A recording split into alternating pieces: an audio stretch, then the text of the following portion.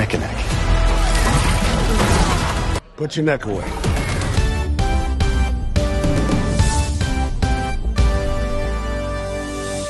Hey everyone, welcome to Masters Cast, the first and longest running He-Man and She-Ra podcast. I am John, also known as The Shadow. I am Katie, also known as Rainbow Bright. I am Martin, and I've remembered my place, despite Leanne not being here. And I'm Josh the Lioncourt, also known as just Lioncourt. And we are absolutely thrilled because we are joined today by James Wilkinson, who is a British stunt performer and actor, and I will say towering over all of the other Eternians in the new Masters of the Universe live-action movie as Mekaneck. Hello, guys. So lovely to be here. Thanks for the invite. Oh, we are so excited to be talking to you today. We are on a Masters of the Universe high, and this is just the best way to end the week of opening week for the new Masters of the Universe film. So we have to start our questions with, what is your personal history with He-Man? Like, is it something you grew up with, or when did you become aware of it? That kind of thing. So I was born in the 90s, so it was just past being able to watch it on TV all the time. But I have two older sisters, and they loved it. We were just talking the other day. I don't want to give away spoilers, obviously, but like they're very into the He-Man from when they were kids, and they obviously love She-Ra. They really identified with that. So when I did get the call that I had been cast in this film, my sister absolutely flipped her wig about it. She was like, "Do you understand what this means?" Like, yeah. I love that so much. Yeah. So she was more excited than me. And then obviously I started getting into the lore of it, started diving into the cartoons, and there's so many iterations and comic books and all sorts to enjoy, kind of getting to know. Excellent. Yeah. What was the, I guess the audition process for this film? Was it something you specifically auditioned for, or you just got called because you fit what they were looking for? I mean, I wish it was that easy, just getting a phone call. "Hey, do you want to be in a huge franchise?" Oh, sure, why not? I've got time. No, it was grueling, actually. It was the most fun audition I had been on to date. So how it broke down was, I got a sort of a mystery call. Not all the time do you get exactly the breakdown of what the film's going to be. Sometimes you do, and then sometimes it's has a code name, like obviously Blue Harvest, everyone knows, is Star Wars and things like that. So I got this mystery audition, got told to bring my stunt bag down to Sky Studios Elstree. And I was met in the stunt room, which is essentially this big, high-ceilinged, roofed room with a padded floor and lots of boxes stacked on top of each other, like cardboard boxes and stuff. I was met by Liang Yang and Andy Lister, two absolute titans in not only the UK stunt industry, but the world. Liang was the guy who did the Henry Cavill, Tom Cruise bathroom fight scene in Mission Impossible. Oh, wow. Just like the way this guy moves is unreal. So I'm seeing him, I'm a huge fan of his work, and I was a little bit starstruck. And then Andy Lister is another fantastic performer and fight choreographer. He's, stunt double the likes of Chris Evans and Captain America, things like that. Nice. There's nothing this guy can't do, and the charm on him as well. He's the nicest bloke you'll ever meet. So I walked in, saw those guys, and it was just myself and a guy called Stephen Adenton, who's another huge, just jacked guy, ex-professional boxer. And it was just us two in the room, and we had to do fight choreography. We had to do blaster reactions. We had to mimic scenes. I remember spear tackling a punching bag at an alarmingly fast rate, and then jumping on it and punching it to the ground. We did sword work choreography, pad work, and myself and Steph were very, very competitive guys. And so we were going, okay, he's doing that. Well, yeah, I guess I'm going to do this. And it must have worked because we both got cast. He ended up being Mossman. Oh, nice. So, yeah, it was. And now, Steph and I we're huge friends. We've actually worked on a couple of things together since. And yeah, we text every day. We actually have a little Masters group chat that we all chatting and everything. Yeah. So yeah, I love that. So our competitiveness really kind of like worked in our favor that day. And we also did wire work as well. So we put on a climbing suture vest and got catapulted 16 feet in the air and had to like land in a superhero pose and stuff like that. Wow. Yeah. And then on top of that, after we did all those, you know, crazy fight scenes and stuff, we then had to film a self-tape. So I was dripping in sweat. Originally, everybody read for Ram Man at the time. And Okay. obviously John Shojeng ended up getting that. But yeah, they were like, your neck looks long, let's put you as Mekaneck. And apart from your sister freaking out, were you just so stoked that you got cast? Of course, yeah. When I got that call, funnily enough, I was working on a job in China at the time. So I was in this place called Tianjin, which is just north of Beijing on the coast. And it was 2 a.m. And I got this call from my agent. And the Wi-Fi in my apartment was terrible, like so bad. You couldn't even open a message, let alone have a voice call or a video call. God. So, and also there's a whole VPN situation over there. So like the VPNs get cut down and like Western apps don't work out there. So I ran a kilometer down the road. It was 2 a.m. in the morning. Ran a kilometer down the road and I obtained some Wi-Fi from this restaurant that I knew had decent Wi-Fi because I would go there and get like dumplings in the daytime and be like, oh, this Wi-Fi is amazing. So I was sat outside, like kind of just crouched down talking to my agent, being like, they've cast me in Who the What now? What? So that was amazing and really surreal. Yeah, so that was kind of how it all kind of went down at the time. What a great memory. You're never going to forget that. No, never. Oh, God. Yeah. Well, you were talking too about all the stunt like prep you did in the audition. How did that translate to like the costume fitting and the CG work like that they had to do with the neck while you're moving around and all of that? I thought the action sequences in the movie were just choreographed fantastic. Like I was in awe. So like but it really made me think about too like how like what was your process with that, given you also had a lot of CG given the neck extensions and all of that. Yeah. So again, kudos to Liang Yang, Andy Lister, and the incredible stunt team, which I had the privilege of working with. Some of the stuff, like a lot of it was rehearsed. We had a whole previous section. At the time, they were going to be relying a lot on the neck doing a lot of the fighting, so it was going to be a lot of CG. But then when I came onto set, they realized that I could, you know, obviously fight and move and things like that. So they were like, okay, let's do something. So I would come onto set with this crazy, you know, machine body, which surprisingly, FBFX Studios, who made this, along with Richard Sale, who designed the costume, they made it very, very easy to move in. I know it looks quite restrictive, but there were certain aspects where, you know, if I threw a hook punch, then my arm would stop here because of the big chest piece and stuff like that. That almost informed the movement. So you would just kind of like rotate it through your spine and then kind of come back up. And it kind of made this cool movement. So I kind of worked with it. The cowl, that kind of like you see the neck. So the neck, when we're doing acting scenes, that's real. That was really there. It wasn't like a green bodice or whatever. Okay. That was very, very rigid. So like moving the neck was kind of a no-go. I felt like Michael Keaton in 1989 Batman, where he kind of like looked up like that, you know. But yeah, when we came on a set, Liang and Andy, they were like, okay, we've got this guy in this crazy suit. Can you move? Yeah, no worries.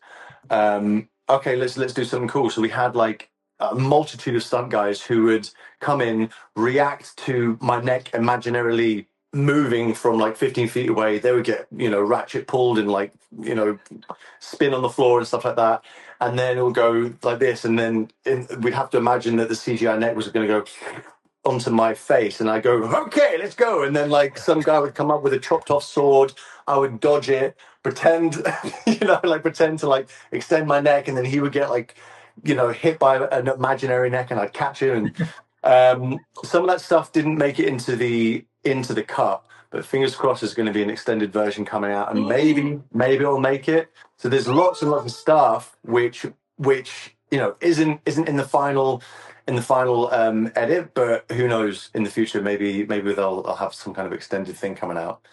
Yeah. Oh my God, you just got my hopes way up. I hope you're right. Oh, sorry. If I'm wrong, then I'm just like, you heard it here first. I won't hold it against spoils. It's all good. Well, I love so much that you were talking about the costumes being very practical, because I feel like way too many films these days rely too much on CGI, and it almost feels like at the end of the day, the person could just be wearing spandex and they put everything on after the fact. I love so much that with Masters, they were like, no, we're actually going to have them wearing these outfits, and then we can do some extra afterwards. So that's awesome. I also wanted to hear what your thoughts were about the sets when you first walked on. Like, was it just out of this world? Out of this world. Like, talking of which, so like I got off lightly with my costume because the dresser Davey Ball, who would come in and help me put everything on, he was like an F1 pit crew by the end of it. He was like putting everything on within under 20 minutes. Some of the other guys, they were like Steph as Mossman, Hafthor as Goatman. You had Sam C. Wilson as Trapjaw. They were in the chair for hours, getting painstakingly painted on every day. I think Sam and Hafthor, they would have a competition as to who was in the chair the longest. They were like, I was in there for 4 hours today. Ha! I was in there for 4.5 hours. Beat that, bragging rights. But I mean, when you walked on set, it was incredible. Like, they would have this like trim on the top of green screen to kind of like simulate what the further world would be. There would be like turrets and whatever in the background. But when you're on the battle scene, when you're in the midst of Eternia, it was really there. It was absolutely out of this world. Like, there was no acting needed because you were just there. It was brilliant. Wow. Oh, I can only imagine what that would be like. That's super cool. Just a comment too, I wanted to say real quick that I appreciated as a fan how accurate the costumes were, because a lot of times in a superhero type adaptation, I think they feel like they have to go too far in a different direction for a movie. But the Masters of the Universe movie was so colorful, and I had pulled out this is my childhood Mekaneck. No way! You looked almost, you know what I mean? Like, you looked like the movie interpretation of what this should look like, right? So I just wanted to say that as a fan, like, I appreciated so much of not only the set designs and everything, but the accurate, costume designs that you guys went there for it. And I think the fans really, really appreciate it.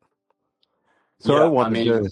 Oh, I'm sorry. Go ahead. Go ahead. No, I was just going to say I felt like an absolute badass walking onto set wearing that thing. I did try and push for the furry underwear, but for some reason they didn't go for it. Aww. I wore it underneath. I was method. Okay. Sorry, go ahead. What were you going to say? My sister and I both grew up with the franchises, the He-Man and She-Ra sides of it, and fans of everything. And she went and saw the movie with me. Her favorite character is Mekaneck from the Masters side of things, and so she has so much fun watching you. And I was wondering, for you, coming into a character that's been around for over 40 years. And that a large percentage of the audience is familiar with already and loves. How was there? Did that make you feel a lot of pressure, a lot of excitement, exhilaration? How did you feel about coming into an existing character? No pressure at all. You kind of have to compartmentalize it. You can't walk into something afraid, otherwise you will just mess up. So you have to do as much research as you can. You have to honor the character as best you can. And then after that, you throw it away, and then you just give what you have to give. And that's kind of how I approached it. Yeah. That's great. Perfect. I have to ask, who was another fun actor to work with on this film? Everybody, I literally the the amount of laughs that we had. It's amazing that we had some straight takes to give to people. We were all having such a good time. I was saying before, like we have the Masters group chat where we're still like sending memes to each other. Like everyone's so cool. I can't even pick a favorite really. Yeah, yeah. That's an unfair question to ask, I realize. I just Super unfair. How dare you? I'm leaving. No, I wouldn't be kidding. Well, and given they tend to be really secretive, right, on these type of tentpole movies, like, a Marvel movie, something like that. Was there a level of secrecy you had to keep on not only that you were in the movie, who you were playing? Like, did you have to wait for that character to be revealed in, press releases or a trailer or something like that? Yeah, that was kind of agonizing. It was, yeah, you sign NDAs, you get told to say nothing, and then when they're ready to reveal your character, because it's all strategic, isn't it? There's like, you're building the anticipation for the fans and all the rest of it. So there'd be a couple of trickles like Nicholas Galitzine is playing He-Man, Camila Mendes as Tila, and Idris would come out, and then all of a sudden you'd be like, okay, well, those are the main guys. Okay, that's cool. They get first kind of picks, and then you're like, he's been announced as Goatman. When the hell am I going to get announced? And then you start. We start no, and then it was fine. Like there was this whole thing. So yeah, you have to keep a secret and just remain cool. Well, and speaking of Nicholas, something everyone's been asking him this, so I have to ask. A, what does it feel like to have an action figure of yourself? And B, I hope they gave you copious amounts of Mekaneck action figures. Yeah, I gave a list of demands. No, I didn't. I've got there. It is. That's me. Do you know what? Like when I shaved my beard off, I have like a very pronounced philtrum, and they got it exactly right. amazing. I was like, that's my face on there. That's crazy. Did I've got like nieces and nephews, so I was just like, if I could just have a couple of those to send to them and all the rest of it. But yeah, it's a mad experience, and yeah, Mattel have been super generous with all of the little goodie bags and stuff like that. Did they have to like scan your face or anything for the figures, or do they take you Yeah. somewhere or sketch you, or how does that work? Paint me like one of your French boys.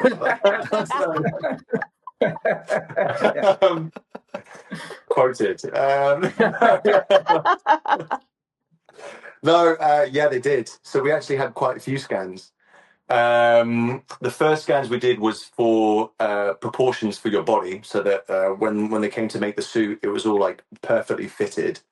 That was with FBFX, and then separately Mattel came in with a sort of a condensed version of that. Since they already had the proportions of my body, they just needed like facial expressions. So I would go into this, I call it like a bird cage. You walk into this overgrown bird cage, and on each of the struts, there's like 10 or 15 cameras that go up and down, and then they're repeated. So you'll, 360 degrees, there's like 200 cameras, and they go ready and boom, and then just like blinding flashes of light, and then you see spots for 5 minutes. And then they would say like, okay, now do a happy face, and now do an angry face, and and then they just went with like, generic, just like not emotionless. But yeah, that was cool. And then most days after set, we would jump in with the CGI guys, and they would do the exact same thing, because they wanted to get like a kind of like a knowledge of what we look like that day at the end of set. So if we'd have fallen over and like kicked up some dirt on our knees and stuff like that, the CGI guys would need to know where that was, what that looked like. And then we had this one day where I was in this like bird cage for about an hour, and I was doing every single emotion that you possibly could with my mouth, because that's the only thing that was showing. Okay, show me a really sad mouth. I was like, okay. And what they were doing was they were like seeing how your face would kind of like stretch in its most natural form, in its most biggest extremities, so that they could use that as reference when they did the CGI, and it wouldn't look too kind of like uncanny valley, if that makes sense. Cool. That is so wow, cool. that's a lot of work that goes into that. That's really impressive. Yeah. That's Do you cool. have a favorite moment or favorite memory from filming?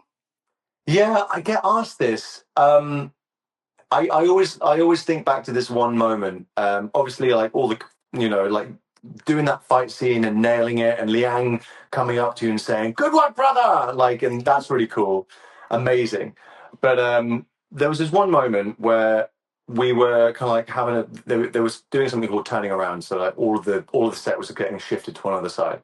So we had like a good hour where we were just like chilling. I got most of my costume taken off, so I was comfortable. I was sat outside. It was gleaming sun. Some lovely person gave me a coffee. I was sat with my mate Giles Keats, the stills photographer, Davy Ball, the set dresser, wardrobe dresser, and I was sat next to John as Randman and Fisto as Johannes, and we were just chatting, and we were just all of us just friends.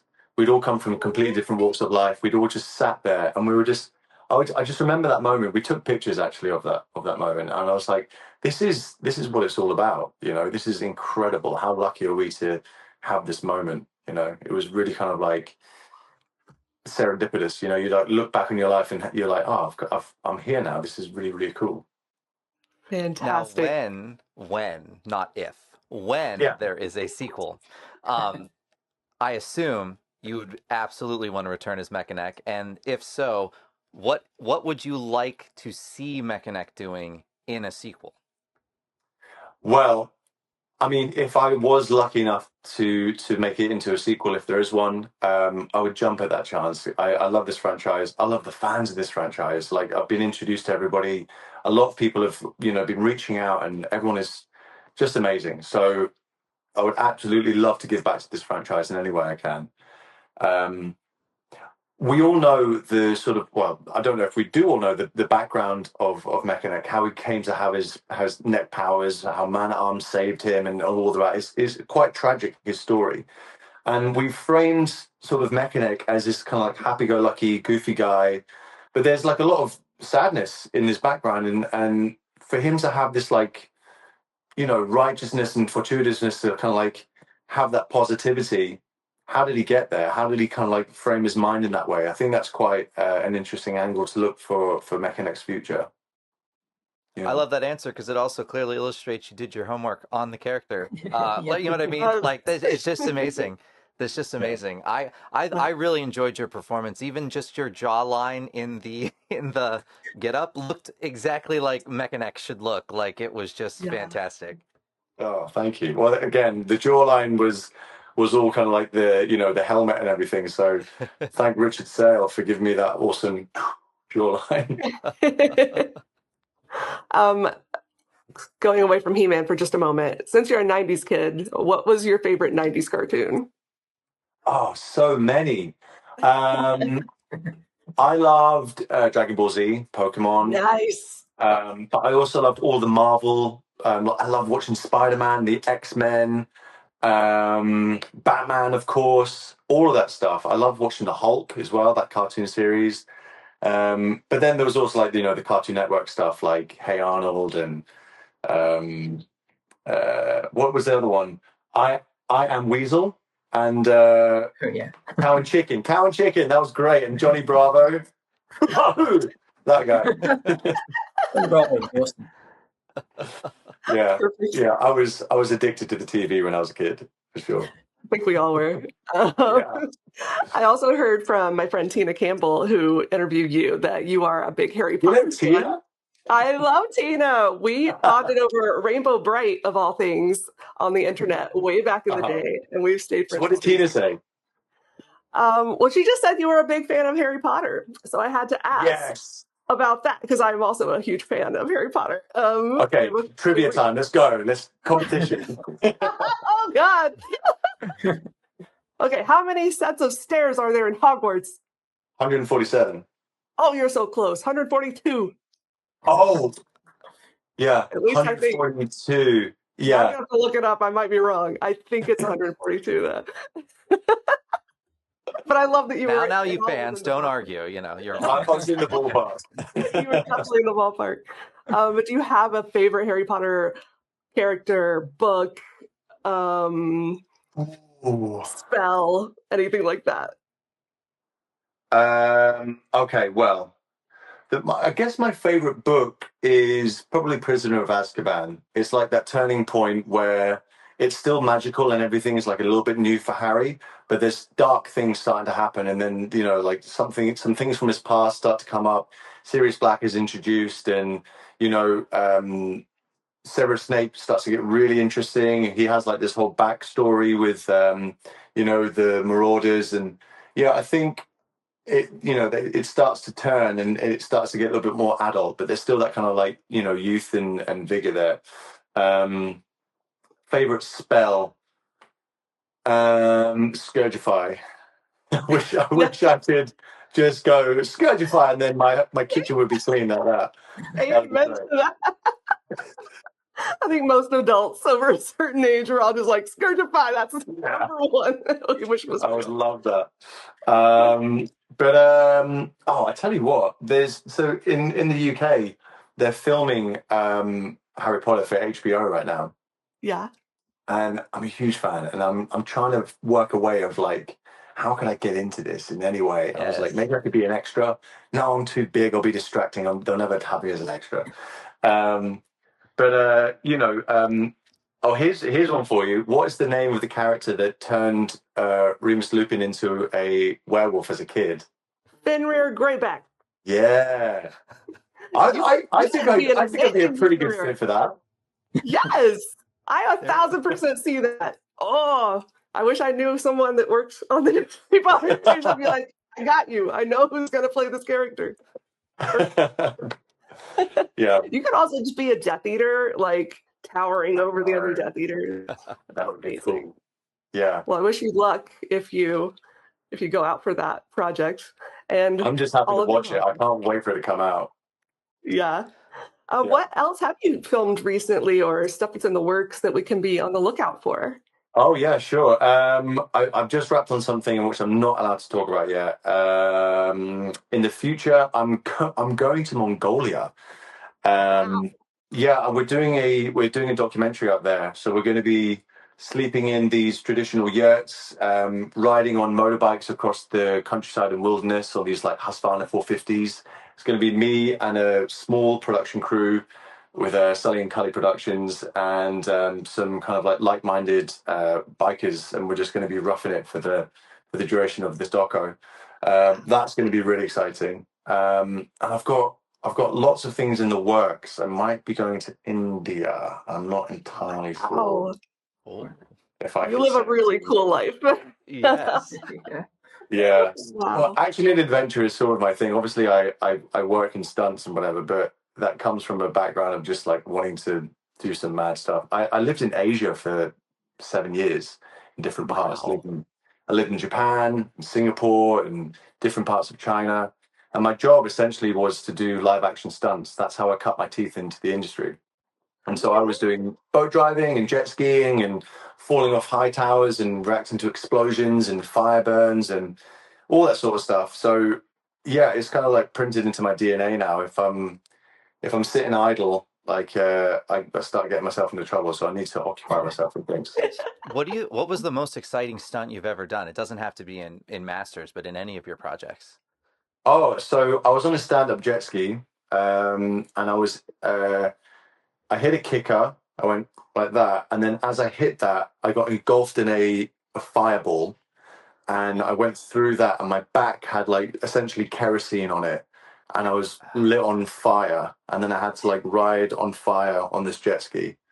Wow. That was for a crazy show in China.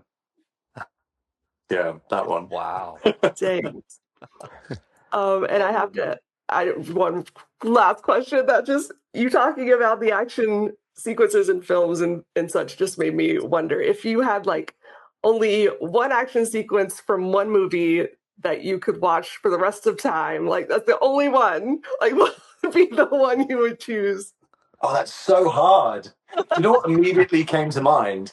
It was Arnold Schwarzenegger in Terminator 2 when he's with John Connor on the back of the big fat boy Harley, and he jumps the bridge and he goes down into the water ducts. And it's brilliant because it's an excellent like scene where he goes boom, boom, like that.